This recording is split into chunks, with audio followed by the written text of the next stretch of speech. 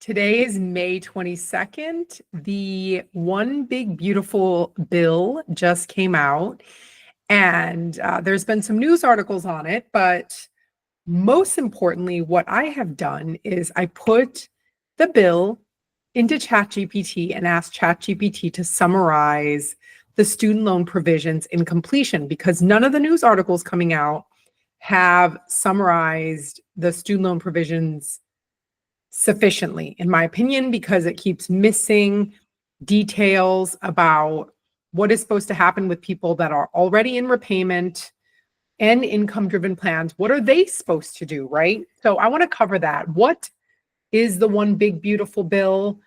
And then I'm going to focus more on the student loan provisions, okay? So first of all, I do want to make a shout out that we're getting a lot of viewership on our channel, but 91% of people watching our videos are not subscribed. So if you find this information helpful, you have student loans, you want to know what the heck is going on with all the changes, please like, subscribe, and share these videos so that we can improve our viewership and get the word out there, especially if you're a student loan borrower or working with any student loan borrowers. So first and foremost, what is the One Big Beautiful Bill? I'm going to do a little bit of a screen share here because, well, first of all, I think that it's funny that the White House website literally puts a Donald Trump tweet. I just think that's hilarious. So the One Big Beautiful Bill, and it just sounds so like a Trump. Trump would name a bill something like that. It's just a hilarious name. Anyways, it delivers permanent tax cuts and bigger paychecks. They're spinning it very positively. It means that an extra $5,000 is in Americans' pocket with double-digit % decrease in people's tax bills. I don't understand. I don't know exactly to whom. Oh, okay. So they're saying that if you earn between $30,000 and $80,000, you will have 15% less taxes. So they're highlighting the average earner's wage. I just wonder how big also of people that are higher earners, what is their tax bill cut going to look like? I'm curious about that because it's probably higher than 15% if I had to guess, wage a guess here. It includes no taxes on tips and no taxes on overtime. Interesting. It includes historic relief for Social Security recipients. I should probably ask ChatGPT to summarize what the relief to Social Security recipients are to get a full detail on what that means. And then it says that it protects Medicaid payout to 1 point. I'm just going to nix the volume there. Sorry, guys. 1.4 million illegal immigrants. That's a very political statement, but they're basically saying they're kicking off illegal immigrants from the tax roll from tax-funded Medicaid. And then so then they're going to spend a lot of money on the border wall. They're extending it by 900 miles. They're adding to the initial 700 miles and extending it, and they're boosting Border Patrol agents at the front lines. They're modernizing traffic control. I know there's been tons of issues with our traffic control not working, causing accidents, causing people, flights to be unable to land. So I do know about that. And then, of course, what else? It includes ending tax-funded sex changes for minors, and of course includes a Donald Trump tweet. It says nothing on the government website about student loans. So this bill was apparently over 1,000 pages that the that the House overnight turned into 250 pages. Clearly does not state anything about student loans. I took the bill into a PDF format and got ChatGPT to summarize it for us. And I will include this one-page summary. I will include it in a blog post as a link. And if you have any questions, concerns on what it means for you, please feel free to come to us. Let us help you. We can answer some questions. But basically, a really quick write-up of the blog that we'll share will include this write-up basically that's now in a Word doc. So that's what I'm sharing because I wanted to get this video out sooner rather than later. Basically, this one big beautiful bill, if I had to recap, what it means is it is changing income-driven plans from various income-driven programs like income-based repayment, pay-as-you-earn. It already took out SAVE. We knew that already, into what's called a repayment assistance program. Okay, right here, repayment assistance programs. So basically, when people get out of school, they're going to have two options. One is going to standard repayment, and second is, which used to be only 10 years, but now they're going to stretch it out between 10 to 25 years based on a borrowing amount. And then they're going to make a repayment assistance program, which is just one program, okay? It's going to replace all income-driven programs. So basically, it's also going to limit people from switching. So if a borrower decides to switch from repayment assistance into repayment assistance program, they cannot switch back into standard, okay? So that is one thing. Also, here is one good thing about the repayment assistance program is that if a borrower gets, let's say, a $10 repayment plan, $10 repayment amount, which is the lowest amount, any accumulating interest and principal beyond that will be automatically forgiven month over month. So there's not going to be any more negative amortization or growing balances. That's one really, really good thing.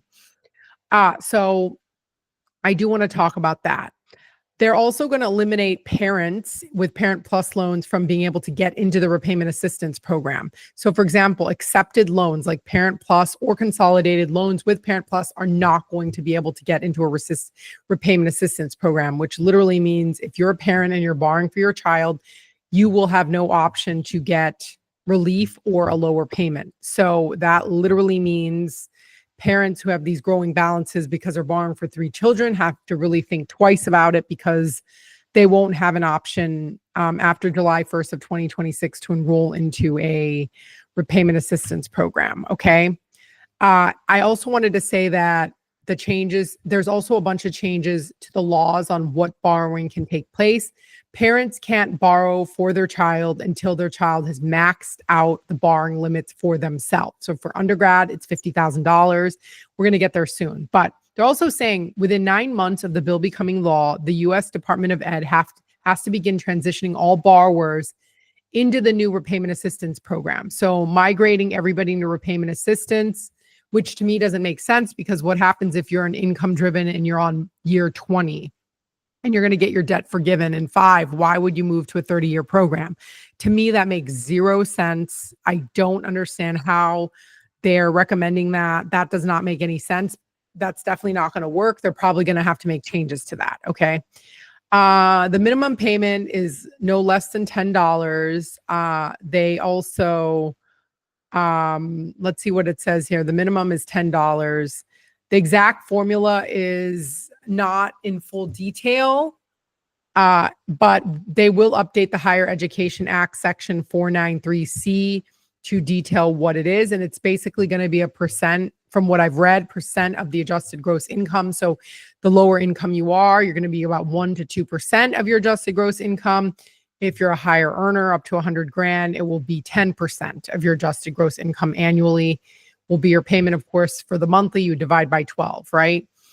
That public service loan forgiveness will remain intact, and the repayment assistance program borrowers will use those lower payments to count towards public service loan forgiveness. The big difference is medical, dental residents who during fellowship will no longer be able to use that time to qualify for public service loan forgiveness. So I just wanted to mention that. So if they're in fellowship for 5 years, you can join the repayment assistance program, but that's not going to count towards public service loan forgiveness. So I just want to clarify that because right now with medical professionals who have long fellowships, we definitely recommend going into PSLF and get that time right now currently counts. So then of course they have rules around forcing colleges to reimburse the Department of Ed in 2028 to 2029 if borrowers do not pay back their loan. So if there's any kind of default that isn't due to public service loan forgiveness, like discharge due to bar defense, disability closed school loans, wow, even interest waived under the Repayment Assistance Program, or unpaid payments under when there was a scheduled payment. Now, colleges are going to be held responsible for paying back the Department of Education. That is a very new, obviously, because before this, colleges were not responsible at all for bad borrower outcomes. So, this is good, I would say, but it does have to make institutions think about how they award aid and support borrowers. It might be negative in that the people who historically defaulted, which are more minorities, they might think twice about, not just minorities, but also lower income students. They might think twice about being able to admit them because they don't have the connections to get the jobs and all this, You might go with people who historically will win, who tend to come from backgrounds that are not first generation, not low income, not minority. So it might have a negative repercussion after all, or they might say they have to invest in more support so that if they take lower income and minority students and people that tend to end up in the cohort default numbers, they can provide more supports to them. So anyways, the blog will have an overview of what the new Repayment Assistance Program versus the current IDR plans, which we know SAVE is already out, but there's pay as you earn, income-based. So Parent Plus loans will not be allowed, will not be eligible, or any consolidated loan with Parent Plus will not be eligible. PSLF will count off of repayment assistance, and colleges are held responsible. What I don't know is there an income limit to the new repayment plan? I have not seen or read that. That's a question I will definitely be asking or researching or learning about as this new bill gets rolled out. Of course, what should you do? Stay informed, evaluate, understand what your repayment options are. If you're close to the end of your repayment, is there any chance you could pay off your loan so you're out of this fiasco of another servicer transfer?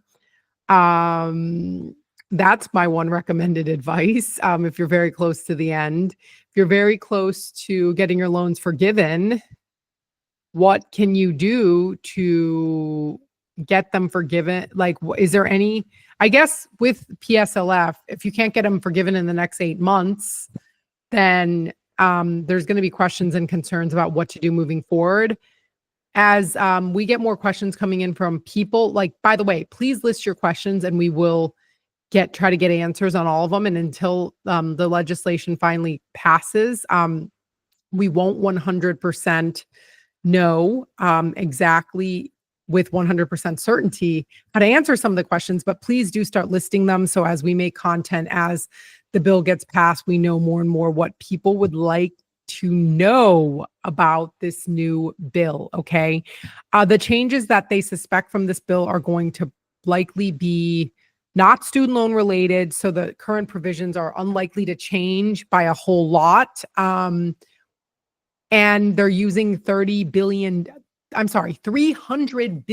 in savings to fund the massive tax cuts. So the likelihood that they're going to reduce the amount of cuts to the student loan program is very low. One thing I did not highlight that I do want to talk about is disability and death discharge still does exist.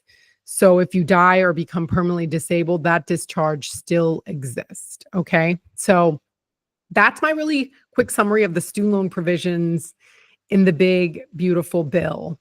If you're concerned because your loans are supposed to be forgiven in the next 1 to 2 years and you want to know your best options, I will make content around that, and we will start to have answers to that questions very shortly, because I know we're going to get asked that by our audience and by people who come to LoanSense. If you're a bar defense candidate, that is still in the picture and is untouched. I'm going to link to a few videos on bar defense. If you went to the 150 Sweet versus Cardona schools, we do give a free informational session to see if you qualify. Do not hesitate to schedule.